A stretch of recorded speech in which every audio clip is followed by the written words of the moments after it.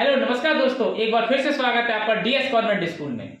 साथियों, आज आपके लिए एक बहुत ही शानदार टॉपिक लेके आए हैं जिसका नाम है फ्यूल। तो आइए हम इस टॉपिक पे चलते हैं कि फ्यूल के बारे में क्या है फ्यूल और इसके बारे में इसके क्या क्या यूजेस होते हैं। तो जैसे कि आप देख पा रहे हैं फ्यूल ईंधन ये क्या होता है। तो जो फ्यूल्स होता है तो ये आपका हाइड्रोजन और कार्बन का मिक्सचर होता है। तो हाइड्रोजन और कार्बन जो मिलकर बनते हैं उसको हाइड्रोकार्बन होते हैं। अब इस फ्यूल को हम बर्न करते हैं, इसको जलाते हैं तो देखिए क्या होता है। तो इसको बर्न करते हैं, चाहे तो हम किसी व्हीकल्स में बर्न करें, कार में है, एरोप्लेन में है, ट्रक में है। तो वहां पर जब ये फ्यूल बर्न होता है तो बर्निंग के बाद इसमें से आपकी हीट एनर्जी रिलीज होती है। अब इसके बारे में हम जानेंगे जो फ्यूल्स होते हैं उसके टाइप कितने होते हैं। तो देखिए जो फ्यूल्स होते हैं हमारे, इसको 3 कैटेगरी में डिवाइड किया गया है। पहला होता है हमारा सॉलिड फ्यूल्स, दूसरा हमारा होता है लिक्विड फ्यूल्स और तीसरा हमारा होता है आपका gaseous fuels.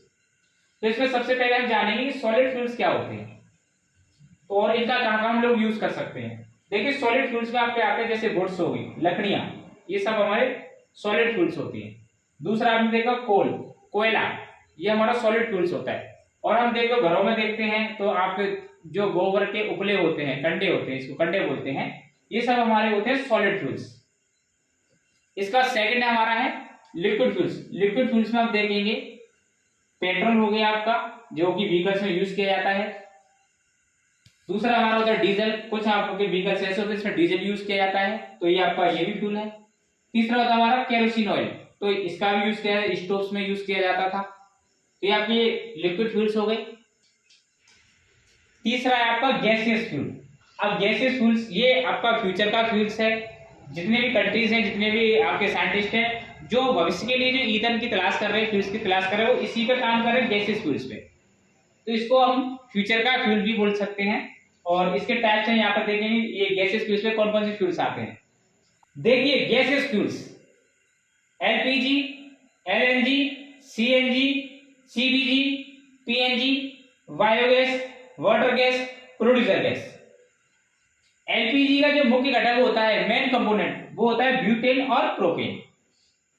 LNG, CNG, CBG, PNG और बायोगैस, इनका जो मेन कंपोनेंट होता है वो होता है मीथेन, इसको हम मार्स गैस भी कहते हैं। और ये जो क्वेश्चंस है ये आपका पीसीएस, रेलवे और जितने भी आपके कंपटीशन एग्जाम है इनमें से फ्यूल्स के बारे में ज्यादातर पूछा भी जाता है। ये बायोगैस को हम गोबर गैस भी बोलते हैं। वाटर गैस का जो मेन कंपोनेंट होता है वो होता है आपका कार्बन मोनोऑक्साइड और हाइड्रोजन। प्रोड्यूसर गैस का जो मेन कंपोनेंट होता है वो होता है आपका कार्बन मोनोऑक्साइड और नाइट्रोजन। तो आइए दोस्तों इन गैस की फुल फॉर्म के बारे में हम जानते हैं कि इस गैस का फुल फॉर्म क्या है।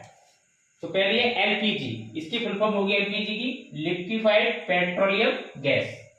नेक्स्ट आपकी एलएनजी, एलएनजी की फुल फॉर्म होती है लिक्विफाइड नेचुरल गैस। नेक्स्ट आपकी सीएनजी, सीएनजी की फुल फॉर्म होती है कंप्रेस्ड नेचुरल गैस। अगली आपकी सीबीजी, कंप्रेस्ड बायोगैस। अगली है पीएनजी, पीएनजी की फुल फॉर्म होती है पाइप्ड नेचुरल गैस। ये जो पाइप्ड नेचुरल गैस है आप देख पा रहे होंगे, ग्रीन गैस के पाइपलाइन बिछाई जा रही है, काफी शहरों में बिछ चुकी है, कई गांवों में पहुंच चुकी है, कहीं कहीं अभी इसका काम चल रहा है। तो ये इसी को हम बोलते हैं पाइप्ड नेचुरल गैस। तो आइए दोस्तों अब हम जानते हैं एलपीजी के बारे में। एलपीजी लिक्विफाइड पेट्रोलियम गैस होती है और इसको हम कुकिंग गैस भी कहते हैं। इसको कुकिंग गैस क्यों कहते हैं? क्योंकि इसका यूज घरों में खाना बनाने के लिए किया जाता है। इसके जो मेन कंपोनेंट है वो है ब्यूटेन और प्रोपेन। अब एलपीजी रंगहीन होती है, इसका कोई कलर नहीं होता, इसको हम कलर ही नहीं है इसका।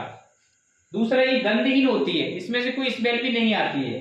तीसरा है उच्च ज्वलनशील होती है, ये हाई फ्लेमेबल है। अब बच्चों आपने देखा कि इसमें ये वाला गंधहीन, कि इसमें से जब कोई गंध ही नहीं आती, कोई स्मेल नहीं आती है, लेकिन जब हम अपने घरों में ये एलपीजी गैस का वहां से रिसाव होता है, रिलीज होती है, तो उसमें से आप देखते हो तो उसमें से एक स्मेल आती है। तो ये एलपीजी गैस की स्मेल नहीं होती है।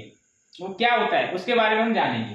तो देखिए वो जो होता है वो आपका होता है थायोएथेनॉल और इसको हम बोलते हैं एथिल मरकैप्टन।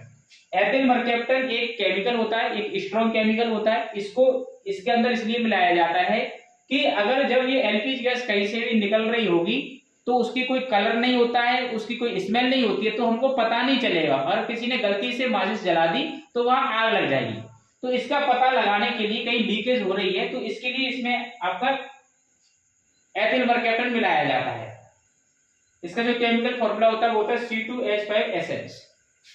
तो आइए दोस्तों, अब हम ये जानेंगे जो एलपीजी गैस होती है इसको हम किसके अंदर भरते हैं। तो एलपीजी गैस को सिलेंडर्स के अंदर भरा जाता है, और जो सिलेंडर्स की कैपेसिटी होती है तो एक तो 5 kg का होता है, एक आपने देखो जो घरों में यूज होता है तो 14.2 kg का होता है, अगला हमारा होता है 19 kg का होता है। तो जो 5 kg और 14.2 kg के सिलेंडर्स होते हैं ये डोमेस्टिक पर्पज के लिए यूज किए जाते हैं, घरों में यूज किया जाते हैं, इसको हम घरेलू पर्पज के लिए यूज करते हैं उद्देश्य के लिए। और इन पर गवर्नमेंट आपको सब्सिडी देती है, जो गरीब लोग होते हैं उनको इस पे सब्सिडी मिलती है। और जो 19 kg का सिलेंडर होता है ये आपको कॉमर्शियल पर्पज के लिए यूज किया जाता है, जैसे दुकानों पे और जहां भी आपके फास्ट फूड वगैरह बनते हैं वहां यूज किया जाता है, तो इस पर गवर्नमेंट सब्सिडी नहीं देती है। तो आइए दोस्तों, अब हम जानते हैं इन फ्यूल्स के कैलोरीफिक वैल्यूज क्या होती है, ये कितने फ्लेमेबल होते हैं, इनकी एफिशिएंसीज क्या क्या होती हैं। तो आइए जानते हैं। तो जैसे कि आप देख पा रहे हैं सॉलिड फ्यूल्स, लिक्विड फ्यूल्स और गैसियस फ्यूल्स। तो इसमें सबसे पहले हम देखेंगे कैलोरीफिक वैल्यूज, कैलोरी मान क्या होता है। और ये देखिए इस डायग्राम से आपके कई सारे क्वेश्चंस क्लियर हो जाएंगे जो कि आपके कंपटीशन एग्जाम के लिए बहुत ही इंपॉर्टेंट होते हैं। तो सबसे पहले हम जाएंगे कैलोरीफिक वैल्यूज क्या होती है। देखिए कैलोरीफिक वैल्यूज क्या होती है कि किसी भी फ्यूल की जो उसकी बर्निंग रेट होती है उससे हम डिफाइन करते हैं उसकी कैलोरी वैल्यूज। जिस फ्यूल की कैलोरीफिक वैल्यू ज्यादा होगी, कैलोरी मान ज्यादा होगा, वो फ्यूल अच्छे से बर्न होगा और उसकी एफिशिएंसी भी ज्यादा होगी। तो देखिए इसमें होता क्या है कि कैलोरीफिक वैल्यू सॉलिड से गैसेस की तरफ जाएंगे तो ये बढ़ती है, सॉलिड की कम होती है कैलोरीफिक वैल्यू, इससे ज्यादा होती है लिक्विड की, और इससे ज्यादा कैलोरीफिक वैल्यू होती है गैसियस फ्यूल्स की। तो देखिए जैसे हमने सॉलिड में हमने लकड़ी ले ली या हमने कोयला ले लिया, और उतना ही हमने क्या ले लिया, लिक्विड फ्यूल में हमने पेट्रोल ले ली या डीजल ले लिया, गैसेस में हमने क्या ले लिया, कोई गैस ले ली। अब जब इसको बर्न करेंगे तो देखिए इस सॉलिड में ये प्रॉपर तरीके से जल नहीं पाएगा, ऐसा कुछ अपशिष्ट बच जाएगा क्योंकि इसकी कैलोरीफिक वैल्यू कम होती है। लिक्विड को देखेंगे ये प्रॉपर तरीके से पूरा जल जाएगा, लेकिन फिर भी इसमें इसकी जो कैलोरीफिक वैल्यू गैस की कंपैरिजन में कम होती है, क्योंकि लिक्विड से थोड़ा दूर भी अगर हम माचिस जलाते तो ये लिक्विड नहीं जलेगा, लेकिन गैस के पास हमने अगर माचिस जला दी तो ये तुरंत गैस आग पकड़ लेती है, इसकी कैलोरीफिक वैल्यू ज्यादा होती है। तो ये सॉलिड से गैस की तरफ जाएंगे तो बढ़ती है। नेक्स्ट आपका ज्वलनशील, फ्लेमेबल। तो फ्लेमेबल भी देखेंगे तो सॉलिड में जो सॉलिड फ्यूल होता है उसकी ज्वलनशीलता कम होती है, इससे ज्यादा होती है आपके लिक्विड में, और गैस में इससे ज्यादा हो जाती है क्योंकि। तो नेक्स्ट है हमारा दस्त एफिशिएंसी। तो सॉलिड, लिक्विड और गैस में किसकी एफिशिएंसी ज्यादा होती है, इसको एक एग्जांपल के माध्यम से समझते हैं। 1 kg हमने कोयला ले लिया, 1 kg हमने डीजल ले लिया और 1 kg हमने गैस ले ली। जब इनको बर्न किया जाएगा, जलाया जाएगा, तो सबसे ज्यादा देर तक कौन सा वाला फ्यूल जलता रहेगा, जिसकी एफिशिएंसी सबसे ज्यादा होगी वो ज्यादा देर तक जलता रहेगा।